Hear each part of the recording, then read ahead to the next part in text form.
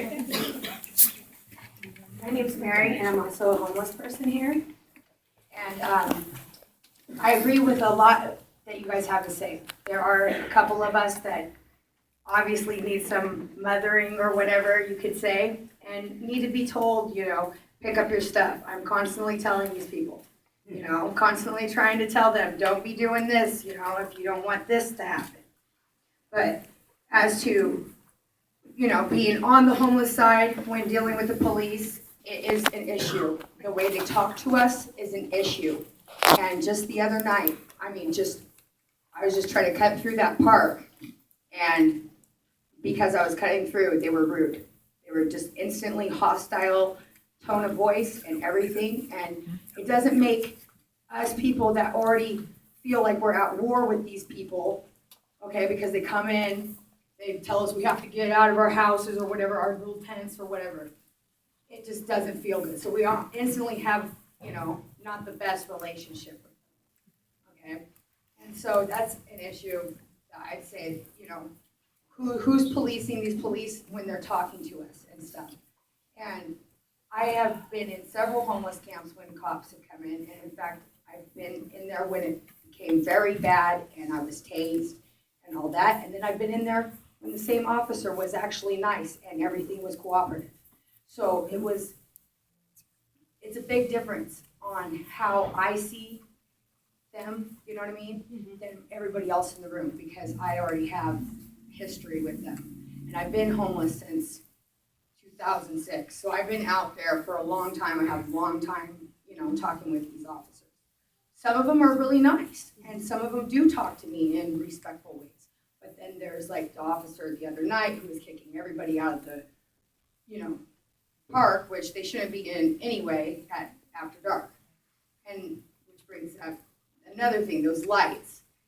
I think that you guys are wasting your money with lights, shining down like that, because they're running during the day.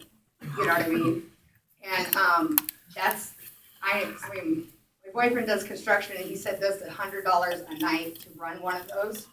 Okay, so all day long too. We'll capture that. Yeah. I'm just saying, I think that we could use it better somewhere else. Mary, thank you. Chief, do you want to respond to any of that? You're good? Okay. Don? Of course. I'm a Gresham resident, a volunteer at some of the shelters, and I really support your comments. I really support the comments because we hear this every day. Our day shelter is to this afternoon. We're not open at night. Night is a real problem. I think the comments that are really being made here, and I support it, it's a housing issue. I think we all know that. I don't have a solution, but I would suggest that becomes the top of the list. Thank you. Thank you. We certainly are hearing that throughout the area. And so, Randy? Randy, thank you, Don. I'm playing shoulders. My name's Randy Dottie, and I live in Gresham, and I'm on the trail probably 6 times a week. I'm on the trail about 6 times a week, so I see a lot of things. When in the 60s and 70s, I lived in a Volkswagen bus, and I was pretty well homeless. I chose to do that. I took drugs and alcohol, and I did that for 3 years, and then I knew I was going to die if I didn't change my lifestyle. So I changed my lifestyle, and I believe that anybody, Vicki, any of you can change your lifestyle, because I was able to do it. And the way that you can do it is get in with all these good people that have the churches or that helps for you, and stick with it, just stay with it, and you can change your life too. And I live up on the hill. I've seen things I don't want to see. I never treat anybody homeless badly. I talk to them. I try to cheer them up with my little dog and smile to them. I've seen a lot of drugs, needles, and there's 2 different types of people that are out there, I see. The ones that want to be there and aren't drugs, they want to stay there. Some of them may not want to change. I'm not saying, most of them do, but a lot of them don't want to. So I think that hopefully that you can figure out which ones do, and we can give them the help. More people need to be out on the trail, go down in the camps, talk to them. You have to befriend people, like the lady over here was saying. You have to be friends with them. Nobody's going to change unless you really let them know that you love them and you care for them. Nobody. I didn't change. I had women as mentors that I lived with. I went to college. I graduated from Clackamas Community College. I worked for Kaiser Permanente for almost 35 years. My family got restored. I love my neighbors. However, we do get scared down there with some of the people, like Vicky's saying. They do scare me. If I'm walking by myself, I look at them, and if nobody's around, I feel uncomfortable. I talked to a young man today, and I was kind of behind him. Then I got by him, and he was very pleasant and said hello. I looked in his eyes and his face. He's so depressed or on drugs, I don't know what. My gut goes out for him. I want to help him, but being out there by myself, I don't feel comfortable to approach people. I'd love to be like Mother Teresa. I mean it. Go down in there, and I have before. I've helped young men. I've talked to two of them. One looks like he's going to kill me. The other one is trying to listen to what I'm saying. There's a young man wanted money. I didn't give it to him. And then next thing you know, a guy's coming up, giving him drugs. When I see it, I feel sad. I helped a guy this summer that was about ready to pass out because he was dressed wrong. And I said, if you want to live out here, you better learn how to dress right, get that wool hat off and those big boots, roll your pants. And he did everything I said. They need that. They need mothers. They need people that really care and want to go the love. However, the thing is, it does disturb our neighborhood. It does, because we work hard, I've worked hard, and when people are screaming in the cemetery, when they're scooting all the coyotes and the deer out up there, I don't like it. I do get angry. I do get angry when I go down the hill and I see somebody urinating on a tree. I don't like it. I don't want to see that, and I want it to be safe, and I don't know how it can get safe with the people. Some people are safe, but there's so many that aren't, and I don't know how that can be addressed. But I have a few ideas, but we're not doing solutions. But Right, we will, Yeah. we will hope that you'll stay engaged, Randy, Okay. thank you. I'm gonna go over to here, I had a couple hands up. Jim? We'll come back to seconds after everyone gets a chance at first, kinda like at the dinner table. Jim Buck, of the Gresham Neighborhood Association. I appreciate the balanced tone I've heard this evening. I certainly share the frustration with the first comment in terms of the individuals who present fear and who seem to trash the neighborhood that's actually helping to sustain them in some way.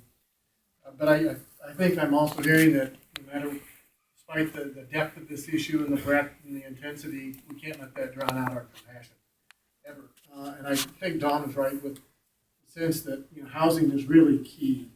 And we can't get people out of the riparian areas, can't get them to stop damaging the environment and disrupting neighborhoods unless we have a place to have them go where they can feel safe and secure and matched with services that seem to represent the whole breadth of intervention, range of intervention that they need. So I know the city completed a housing study, I think just one and a half years ago about, and I was surprised it had no element dealing with homelessness as part of the housing study, and I thought that was a real flaw.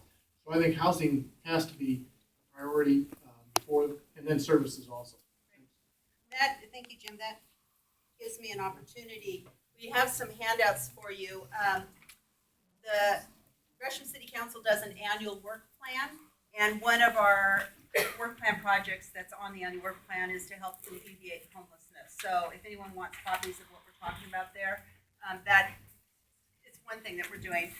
We also have a listing here of a number of the initiatives that the city is involved with, oftentimes with our partners in the community. So we can make those available to you as well. We're not solving all the problem, but we're putting some effort towards it. And with all of you part of the conversation, we'll be able to do a lot more. Yes, sir. Sorry, Teresa.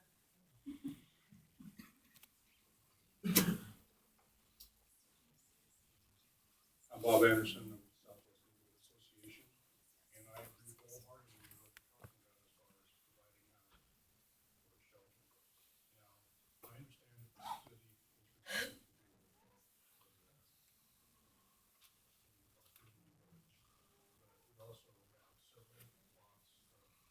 Speak into the mic. city-owned land.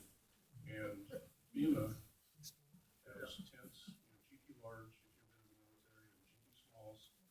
GP Smalls would handle a family of 5. GP Large would handle like 40 men in a dormitory arrangement.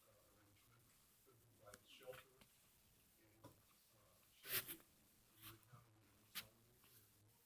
You could provide services easily. All the churches that want to do all these meals and that sort of thing, they can consolidate their efforts and serve just that one area. And people that are providing services, whether it's mental health or finding a job and that sort of thing, really have to go to one place. We didn't have to cruise up and down 40 miles of Johnson Creek.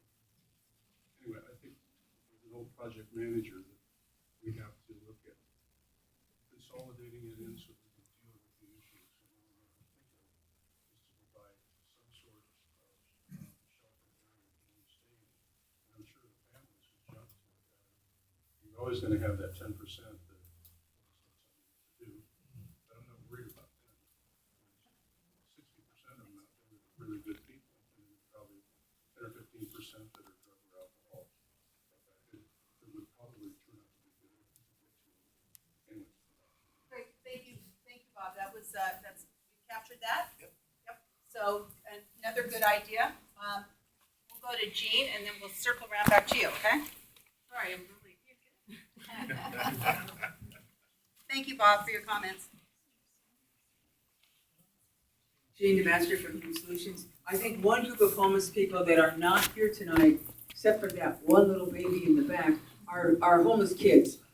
Both little kids, like the little baby that's back there, and homeless school children.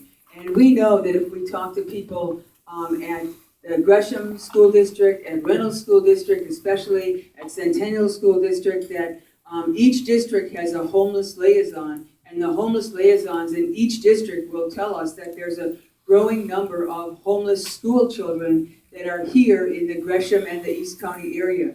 And they're not here tonight, mostly because they're doubled up with somebody else, a friend, a neighbor, a relative, but they're homeless. And I think when we think about homelessness, we need to think about a whole range of kinds of housing. Some housing for families, some shelter for families, some shelter for single people, and housing for single people. But there's no one answer that's going to fit this problem because everybody's different and everybody has a different kind of situation. And we make a mistake if we try and find one answer or a simple answer. It's a complicated problem. It's a very expensive problem to solve. But if we don't make an investment in the children who are in school now, they will grow up to be homeless adults and we'll have a larger homeless population. So I think even though they can't be here and represent themselves, we need to remember that an equal number of people to who are here tonight are homeless school children, and they have the same sets of needs for stability, for food, for clothing, for showers that other people have. Thank you, Jean. That was that. Yeah. No, we'll go here. Hi there, I'm Steve Kimes with Onawim Christian Community, otherwise known as Red Barn, otherwise known as the church in front of Davis School. With the lights. Yeah. Okay. I just want to say a few things. In the last point in time count that we did in East County, they counted on January 27th around 300 homeless people. But as far as a homeless count goes, in January you only get about half the number of homeless people that you do during the summer, and then they weren't counting the school kids that Jean was just talking about. Anybody doubled up doesn't get counted. And so the thing is that we're dealing with more than 1,000 people. This is not something that this is not a bunch of people we can fit into a tent.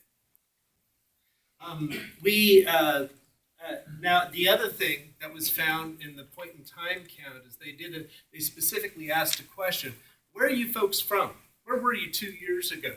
Were you in Portland? Were you out of town? Where were you? 65% of the folks in this side of 162nd, 65% of them were from here. These are not Portland people. These are not somebody else. These are our folks. These are our people. This is our issue. Okay, so how do we deal with this? I want to, I think that Human Solutions and all that have done Human Solutions and my father's house and other organizations have done an amazing job with the families. You realize that out of the about 150, somewhere around 150 people in families in East County, all but 5, I think it was 5, were sheltered. And so that goes to Human Solutions. That goes to my father's house. Those guys have done an amazing job taking care of our homeless families. And yet, when we talk about people who are single or couples out on the street, that same point in time count showed that every single one of them were sleeping out on the street. And so we've got a couple things that. First of all, I want to thank those of you who were saying things about positive things about Red Barn, and I want to thank you for all of you who are thinking negative things about Red Barn and didn't say them. I want to say though that the success that we had at Red Barn, the success that we do have at Red Barn, is it can be attributed to a lot of things, but there's one thing that is primary, which is that we give leadership to homeless people.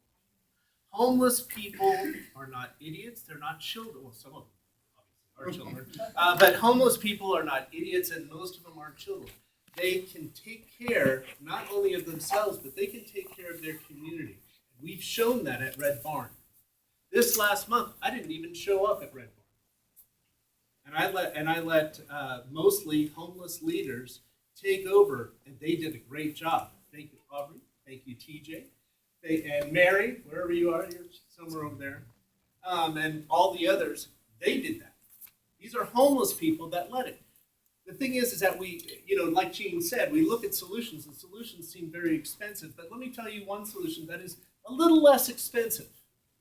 And something just to think about, okay? Once again, I'm not talking about families. I'm talking about singles and couples on the street. What if we had an area, flat area? In the middle of the area was a parking lot, and in that parking lot, people who sleep in their trucks, people who sleep in their RVs, people who sleep in their cars can park in the parking lot, and there's an electrical outlet that they can plug in. And then just on the outside of that, you can have maybe some tiny homes or something like that. And on the outside of that, you have a place where people can camp. The thing about homeless folks you need to realize is that according to the studies, 90% of all men who are homeless have PTSD, and 100% of all women have PTSD on the street. 92% of all women have been sexually or physically attacked. You can look this up. And the thing is that are they going to be comfortable going into a room with a whole bunch of other people with PTSD? Are they? And a lot of these people aren't ready to go into apartments. They need some stages before that. If they have a safe place that is run by both homeless and housed people, a place where the police don't have to come because it's self-policing, a place where people can sleep safely and legally. You know why people are in the park? Because there is no place in the county for people to legally and safely sleep. Amen. So we're going to move on. Thank you for your comments very much. All right, I'm saying one more thing. I'm going to be mean. If you want to know more about the homeless and how to help the homeless, we have a class at Red Barn, October 19th, and the information is back on the food table. Great, thank you.